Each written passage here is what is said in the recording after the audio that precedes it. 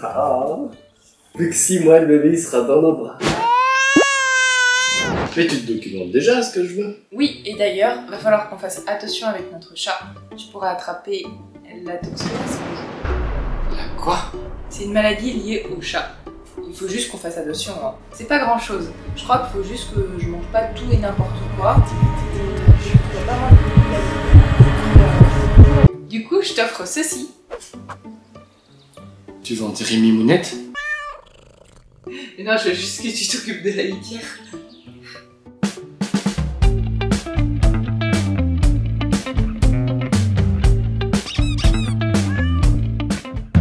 On inaugure cette saison 2 sur YouTube avec l'aide de Chloé et Mehdi de la chaîne Chloé tout simplement, qui est dédiée à la maternité, vous trouverez le lien en description. Allez hop, c'est parti, on attaque la toxoplasmose.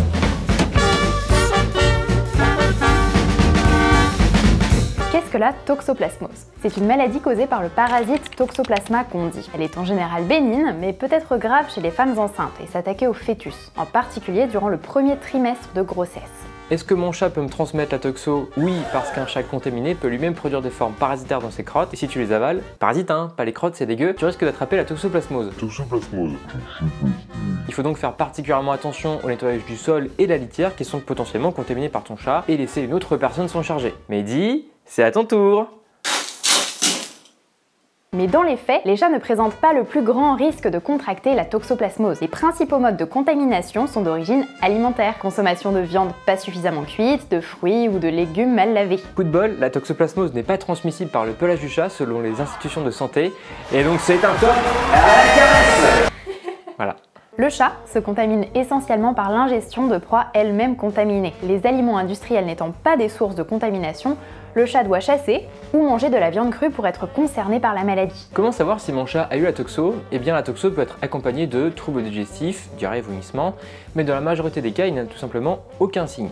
Et attention, le fait qu'il n'y ait pas de symptômes ne signifie pas que le chat ne peut pas contaminer son environnement. Pour savoir si ton chat a eu la toxo, il faut dans l'idéal faire une prise de sang. Mais les résultats sont complexes à analyser et ne permettront pas d'écarter à 100% le risque de transmission. Donc pour limiter les manipulations inutiles sur ton chat, le mieux est de bien suivre les gestes recommandés. Peut-il attraper plusieurs fois dans sa vie? En général, une fois qu'il l'a, mais dès qu'il a passé sa première infection, il n'excrète plus les parasites et donc n'est plus un risque pour les personnes fragiles. Respecte les règles d'hygiène habituelles comme le lavage régulier des mains, consomme ta viande bien cuite ou après congélation, lave et épluche tes fruits et légumes, nettoie régulièrement le sol et fais nettoyer tous les jours la litière par une autre personne. Ou si ce n'est pas possible, nettoie-la avec des gants et lave-toi bien les mains après. Donc Mehdi, si je résume, c'est ton tour de nettoyer la litière, de faire le sol, de faire la vaisselle, de passer la tondeuse, de faire le passage, de faire la voiture. Oh, je pensais que c'était juste le sol et la litière moi à la base. Je suis pas signé pour ça, ok? Je suis pas venue ici pour souffrir, ok? Une femme enceinte a tous les droits. Une femme tout court d'ailleurs.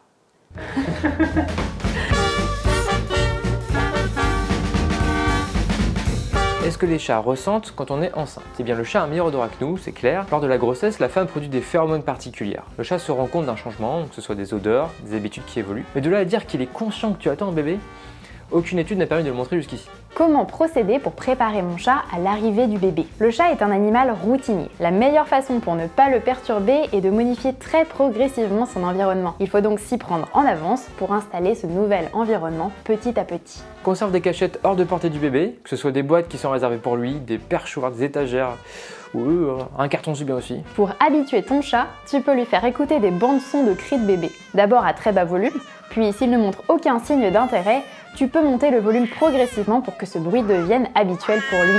Oh! On avait dit progressivement! Comment ne pas créer de frustration ou de jalousie entre mon chat et mon bébé? Alors frustration, jalousie, c'est peut-être un peu trop anthropomorphique. Parlons plutôt de stress. C'est la même règle, il faut changer le moins possible ses habitudes. Conserve des moments de complicité avec ton chat, tout comme avant, et garde des moments positifs avec lui, caresse, câlin, en présence du bébé, pour qu'il puisse l'associer à quelque chose de positif. Comment gérer le retour de la maternité? C'est une excellente question car c'est le moment le plus susceptible de modifier les habitudes de ton chat. Diffuse des phéromones apaisantes pour chat dans la maison avant le jour J. Et petite astuce, amène des affaires du bébé avant son arrivée pour que ton chat s'habitue progressivement à son odeur. Si je m'absente 2 minutes, est-ce que je peux laisser mon chat seul avec le bébé? Les réactions de l'un comme de l'autre peuvent être imprévisibles. La réponse est simple, il ne faut jamais laisser son enfant seul avec son chat, ou tout autre animal d'ailleurs, que ce soit un chien, un poisson rouge, une autre de compagnie. Ouais, la outre de compagnie, c'est trop dur. Est-ce que mon chat peut transmettre des maladies à mon bébé? Il n'y a pas de maladie en particulier, mais il est important de continuer à bien respecter les gestes d'hygiène habituels lorsque l'on a des animaux. Lave-toi les mains après avoir manipulé ton chat ou sa litière, éloigne-le des surfaces de la cuisine, continue les soins de santé préventifs de ton chat, traitement contre les puces et les vers. Pour savoir si tu dois vermifuger ton enfant, rapproche-toi de ton médecin pour avoir son avis en précisant bien qu'il sera au contact d'un chat. Mais pas de panique, la présence d'un chat durant l'enfance est plutôt bon pour la santé. Une étude récente a montré qu'une exposition au chat de longue durée et dès le plus jeune âge diminuerait le risque de développement de troubles respiratoires liés à l'asthme pour les enfants de plus de 5 ans. Est-ce qu'il y a des vaccins pour mon chat à faire avant l'arrivée du bébé? Rien de plus que les vaccins habituels.